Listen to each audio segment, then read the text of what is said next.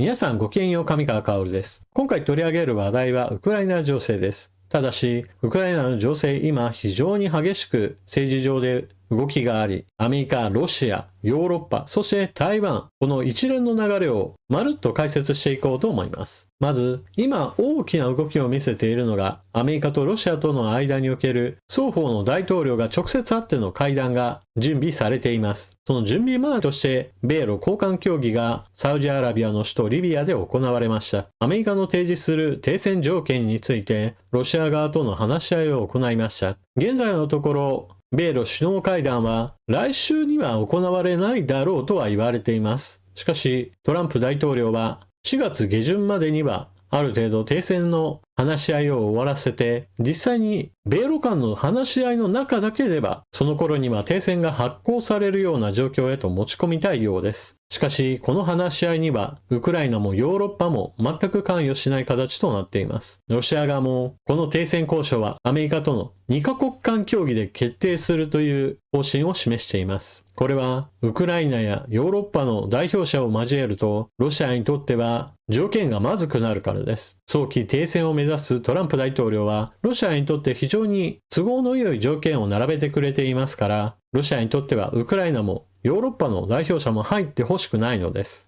一方でトランプ大統領にしてみれば、ロシアにとって都合の良い条件ですが、アメリカにとっては別に何の損もする話が入っていない。あくまでもヨーロッパやウクライナに不都合な条件を突きつけているだけなので、自分たちにとってはあまり関係のないという思いが強いでしょう。ですから、さっさと停戦交渉の話し合いをまとめて、あたかも自分がピースメーカー、平和の使者であるかのような形を取りたいのでしょう。なお、ウクライナのゼレンスキー大統領は、現在のアメリカが掲げている停戦条件では、ロシアにとって非常に有利であり、ロシア側が大規模な攻勢を仕掛けるための準備を整える期間にしかならない。停戦は非常に仮初めのものになるだろうといったことから、今のままでは到底受け入れることはできないといった話をしています。そしてこの考え方はヨーロッパも同様です。例えば、停戦が米ロの間でまとまって、実際に一時的にでも戦闘が凍結状態になったとしても、そのままでは平和維持部隊をまともに入れられるかどうかは定かではありません。今のところアメリカのトランプ大統領は、停戦維持監視のために部隊を派遣し、それらの部隊がロシア軍に攻撃されたとしても、NATO の防衛条項には当たらないとしており、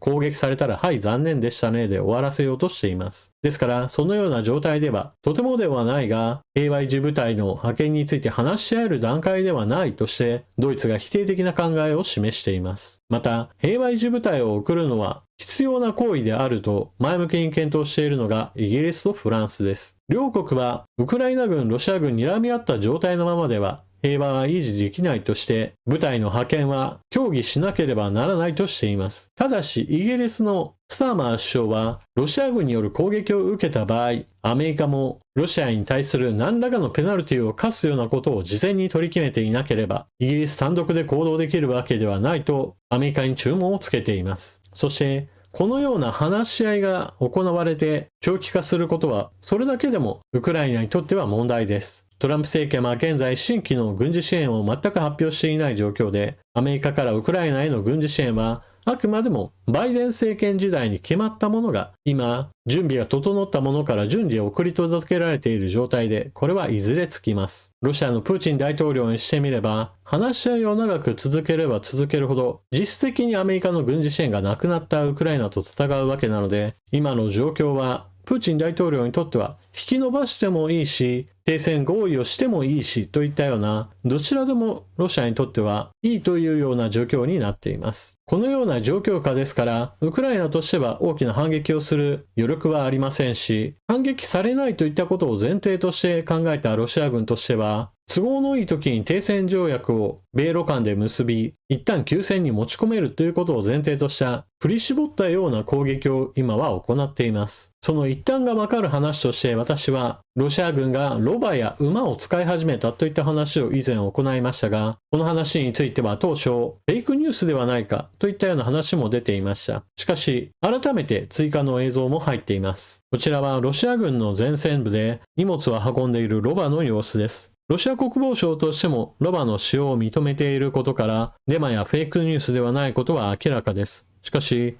このことを言及すると、なぜか私のところに、いや、そんな話は全くのデタラメだといった具合にして指摘が入るほど、親ロ派の人たちにしてみてもちょっと信じられないような映像なのかもしれません。続いてこちらはロシア軍の前線で活用され始めたばかりの馬の様子です。1頭だけかなと思えば、後ろの方でもう1頭が近寄ってきます。こちらの方は蔵はつけているのですが、一応兵士は降りて馬を引き連れているところです。現在はロバと馬どちらも物を運ぶために利用されているようです。従来こうした荷物の運搬については、装備が整っていたい時代は装甲付きの輸送トラックが使われ、それがなくなると民間の車両にドローンよけの鉄板などを取り付けたものが使われ、それらが全てなくなると四輪バギーなどが用いられてもいました。しかし、そうした車両もいよいよ手配が間に合わなくなっているのでしょう。戦争の長期化に伴ってロシア軍の質の面においてかなりの劣化が見られているのは明らかです。だからこそ従来のバイデン政権による軍事支援も遅いやもしくは足りないといったことが言われていたわけですが、それでも確実に効果を発揮しているわけです。ですから、バイデン政権のこうした遅いであるとか足りないといった話を改善し、もっと早く、もっと多くウクライナに軍事支援を行えば、ロシア軍に大打撃を与えることができるのは、これもまた明らかなことであり、なぜそうしたことをしないのかと、むしろそちらの方が疑問に思えます。なお、ウクライナ軍に砲弾を供与するために走り回ったチェコのパベル大統領は、ヨーロッパ中から集めた資金をもとにして、160万発の砲弾をウクライナへと供与したことを発表しており、資金を集めて、そして何に使うかを明確化すれば、確実に軍事支援を行えることは実証してみせています。トランプ大統領はノーベル平和賞狙いなど考えずに、ロシア軍の劣化についてもっと真剣に評価してほしいものです。そして、ロシアによるウクライナ侵略がもしもこの後、一旦落ち着く場合においては、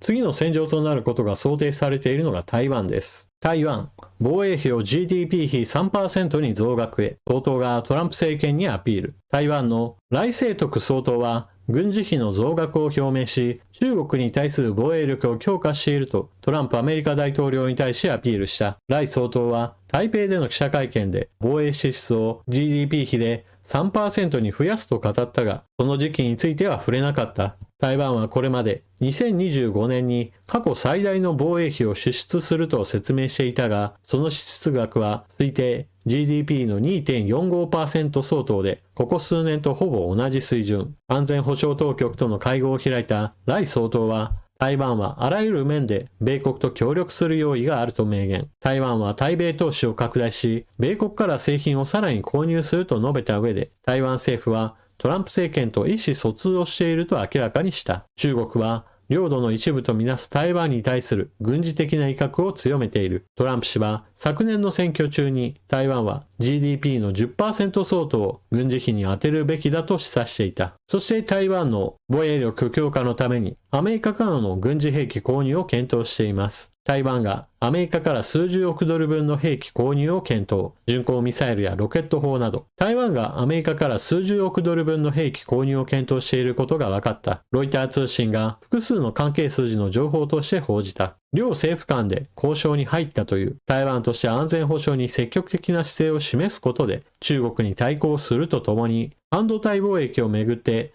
台湾を批判していたトランプアメリカ政権の支持を得る狙いがあるとみられる。ロイターによると、沿岸防衛のため巡航ミサイルや高機動ロケット砲システムハイマースの購入をはじめとする精密誘導兵器や防空システムの増強などが検討されている。台湾の今の状況というのは非常に難しいものがあります。なぜならば、トランプ政権は中国の台頭を許さないとは話していますが、だからといって台湾を友好的に見ているかといえば、そうではないからです。トランプ大統領は以前から台湾の半導体業界がアメリカの半導体業界を潰しにかかっているとして、被害者の立場から台湾を非難しています。台湾には世界の半導体の特に最先端の技術を持つ TSMC があり、GPU や生成 AI 向けの半導体において圧倒的に TSMC が今は強い状態です。昔であればアメリカの半導体メーカーであるインテルはマイクロソフトと組んだまさに帝国とすらも呼べるほどの栄華を誇っていたわけですが、現在はインテルは劣勢であり輝きを失っています。圧倒的に強い状態だったパソコン用の CPU も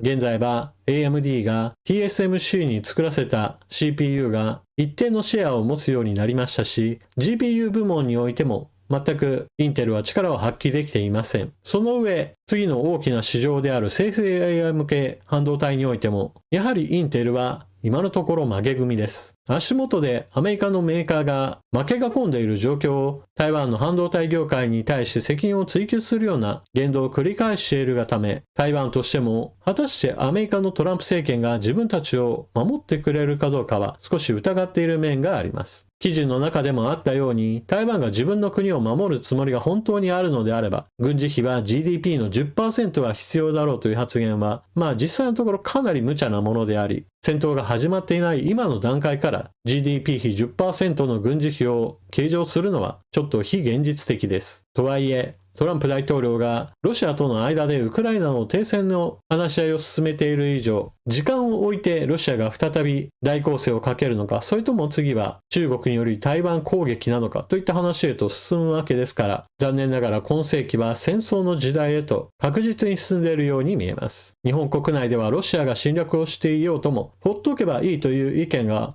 結構目立つわけですが、ほっとおけば結局のところ侵略をする国をほったらかしにする国際情勢といったものが生まれるわけで、それは日本にとって大きな損失を生むということを理解する必要があるでしょう。そしてアメリカと日本との間における同盟関係といったものが牽制力や抑止力としては聞いても、実際の援軍という形になって助けてくれるかどうかは疑ってかかるべきです。そのためにも自分の国は自分たちで守れるような憲法や法律、組織体制や予算、そして事前の備えといったものを固めておくことが非常に大事だと言えるでしょう。安全保障問題というのは決してないがしろにしていいようなものではありません。というわけで今回の動画はここまで。最後までご視聴いただきありがとうございました。情報の整理整頓に役立ったなと思われる方は、ぜひともチャンネル登録していってください。それでは次の動画でまたお目にかかりましょう。またね。